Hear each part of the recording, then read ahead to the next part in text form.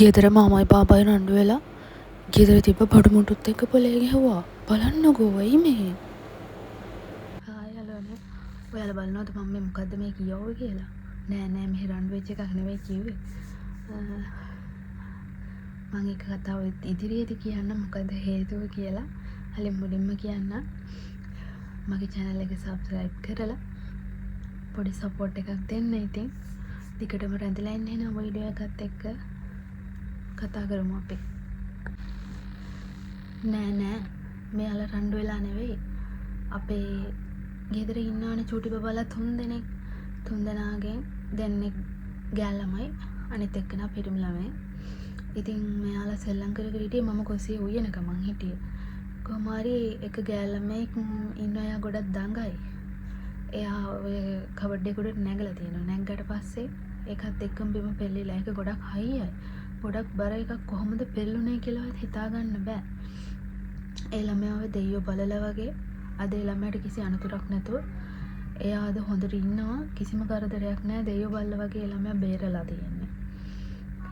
හිතා ගන්න අමාරුයි. ඉතින් මේ ළමයි බලා ගන්නකොට ගොඩක් පරිස්සමින් කල්පනාවෙන් බලා ගන්නවා. මොකද චූටි දෙයක් ඇති අපේ ජීවිතේට කරදරයක් වෙන්න.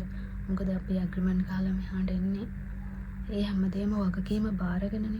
මේ දරුවෙක්ට මොන හරි කරදරයක් වුණොත් ඒකේ වගකීම අපි බාර ගන්න ඕනේ. ඒ නිසා හැම වෙලාවෙම වැඩ කරනකොට කල්පනාවෙන් ඉන්න. මම මේ විශේෂයෙන්ම මේ ඔයාලට කියන්නේ පොඩි දරුවෝ බලා ගන්න අය ඉන්නවනම් ගොඩක් කල්පනාවෙන් වැඩ කරන්න. මොකද මේ අපේ ජීවිතෙත් එක්ක තමයි අපි මේ සෙල්ලම් කරන්නේ. දරුවෙක්ට මොන හරි වුණොත් ඒක වන්දි ගෙවන්න වෙන්නේ අපේ ජීවිතේ. මොකද අපේ ජීවිතේ හානියක් වුණොත් කවුද අපේ ලංකාවේ ඉන්න දරුවෝ බලාගන්නේ කවුද? එයාලටත් අම්මා තාත්තා ඕනිනේ.